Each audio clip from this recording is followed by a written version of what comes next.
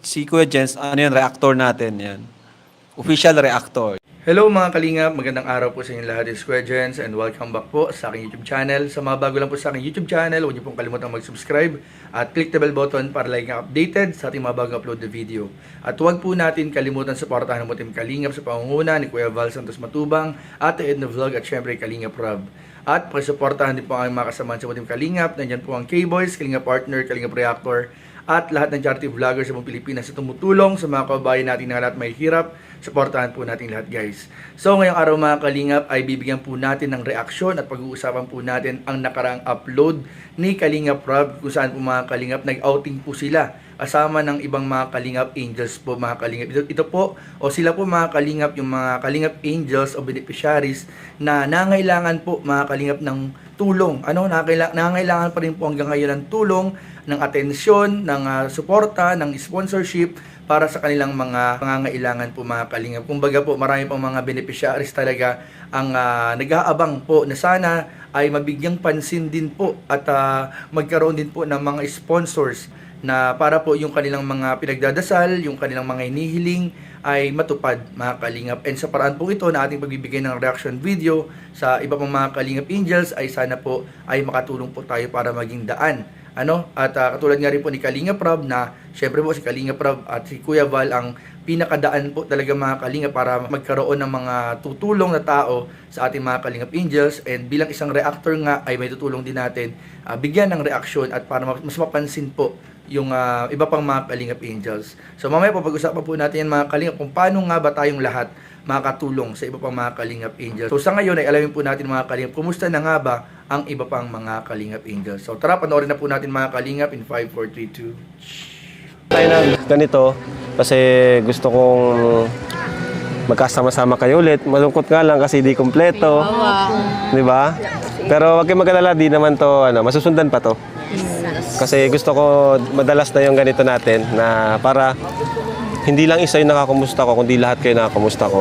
Sabi ko nga dun sa previous vlog ko dun sa batch 3, pag may vlog sa bawat isa, suportahan na lang. Kagaya ngayon, di ba? Kaya ayun. So gusto ko i-kumustahin isa-isa. Ikaw muna, Angelica. Marami pong nangyari pero pa rin po ako sa part na nagpapatuloy. Tapos na-amaze din po kasi ako kasi nakaka-attend po ako sa mga halimbawa mga event po ng Kalingap. Na-enjoy ko po yung mga moment na kasama ko po yung Kalingap, tapos yung angels.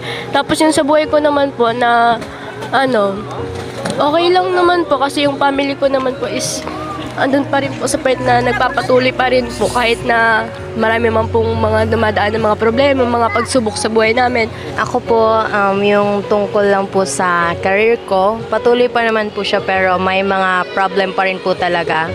Kaya pinapatuloy ko pa rin po kahit mahirap kasi syempre po sa edad kong to, marami po talagang struggle na hinaharap lalo na kailangan ko pong yung pagkatiwalaan ko po is yung kailangan po talaga kasi meron po kaming mga taong na na hindi po yung trustworthy kung po baga. Kaya Lalo na sa ganyang industry. Opo. Mag-ingat kang mabuti kasi di lahat magkakatiwala. Ang dami pong nangyayari pero tinatry po namin i-figure out at ayusin na wala na pong into public kasi ayaw ko pong yung sa school ko naman po sa mga nagtatanong po is nag-online class po ako at hindi ko po yung pinapabayaan. Actually nga po is naging honor student pa po ako. Sa akin po is yung buhay ko po ngayon is okay naman po and yun nga nabisita po ako nila kuya nung mga nakaraang linggo pa. Then yun, happy naman ako kasi nakarating sila ulit sa bahay and yun. Nagpapasalamat din ako kay kuya kasi nga sa tagal ko na rin sa Kalingap is unti-unti ring nababago yung buhay ko, yung buhay namin, kaya sobrang salamat ako. And yun, ngayon naman gusto ko rin mag-thank you kasi kahapon ang hindi ko makakalimutan is nangyari kahapon na experience ko ulit na magrampa sa harap ng madaming tao, yung sa fashion show, yun. And sobrang thankful din ako kasi ilang buwan na lang din mag-graduate na ako dahil rin po sa tulong ng Kalingap. Tumatawan ng Kalingap Angel, no? Opo. Kaya sobrang nagpapasalamat po ako sa Team Kalingap kasi tinulungan din po nila ako para makapagtapos ng pag-aaral. Yun. Kaya Punta kayo yan. Yan. Tapos yun lang po. Oo. At ito naman, yung talagang gusto kong kamustahin ngayon, si Baswash Girl, si Julian. Yes. Siya talaga yung isa sa reason kung bakit ginawa kong ganito. Kasi gusto kong pagtuunan ng pansin, kagaya nila na hindi masyado napapansin sa vlog natin, mga Kalingap Angels, na hindi napapansin o napag-iiwanan. So, gusto ko tulungan yung mga kayo, di ba? Kasi alam ko naman na iba sa inyo, di ba, na nag-struggle compared sa ibang Kalingap Angels. Di lang kayo nagsasabi, pero totoo naman yung ganun. Kaya yun nga, ngayon, gagawin natin is dapat walang mapag-iwanan. Tama? Apo. So ikaw, Julian, kumusta ka, Baswash Girl? Yun nga po, sa mga nangyari po sa akin last time, parang, kuya, parang bumalik po baga ako sa survival mode. Kumbaga. Okay. Like, every vlog po ninyo talaga, as in, yun lang po talaga nagiging allowance ko. Tapos pang bayad po sa BH. Ganyan po. Boarding house.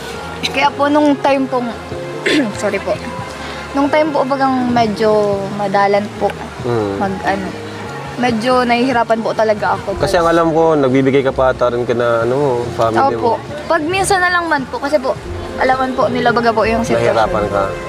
Hindi man po sila kuya na hingi, ako po ang nabigay. Ikaw ang nabigay. Opo, Grabe, kahit no? po, hindi po nila alam na na wala na po akong nabigay po ako. Tsaka alam na po nila ngayon, nagsabi na po ako na madalan po talaga akong i-vlog. Tapos, yun nga po. Kaya, tapos nung last time po, sabi ko po, matigil na po sana ako. Seryoso, kailan yun? Yung, po kuya, nung Basta December pa basta po ata okay. yun. Opo. First semester pa lang po, sabi ko, matigil na po ako. Kasi po, sabi ko, nahihirapan na po talaga ako kung paano ko po i-manage po baga yung tas ang utak ko po ay di ko na po alam kung saan po baga Anong gagawin? Opo. Tapos lang nag-open nga po ako ng kila Papa. Sabi po nila, wag daw po at sayang po baga itong opportunity titigil. po sa sa CN po.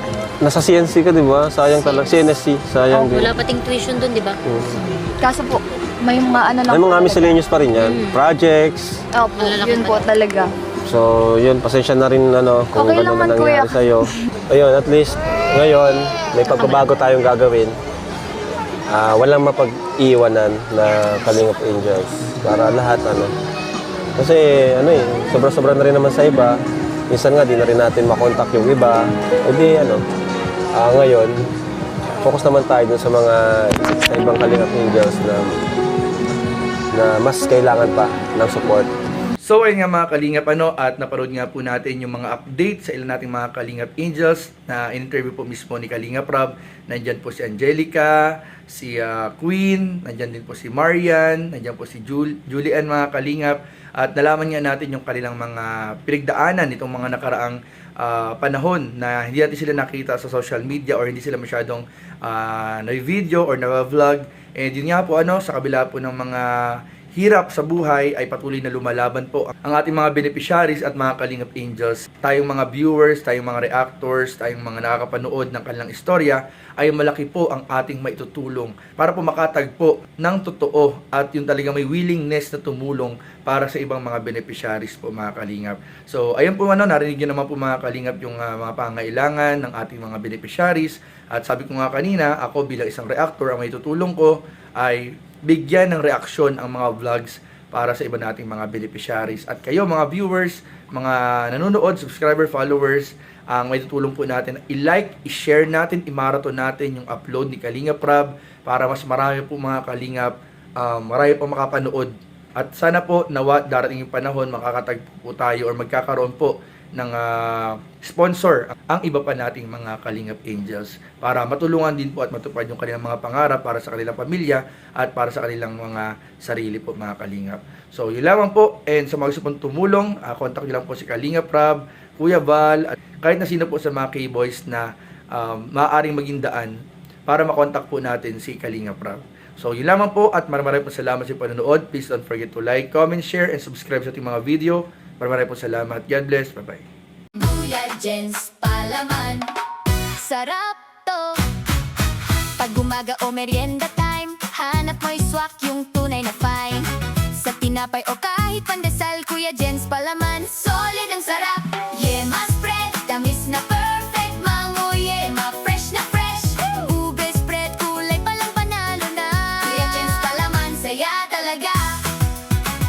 Spread mo lang, sarap agad. Kahit simple nagiging espesyal. Yema, mango, ube, kumpleto na. Kuya Jens palaman, di ka magsasawa.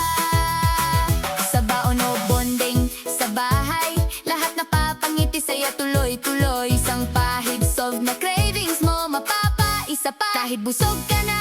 Yema spread, tamis na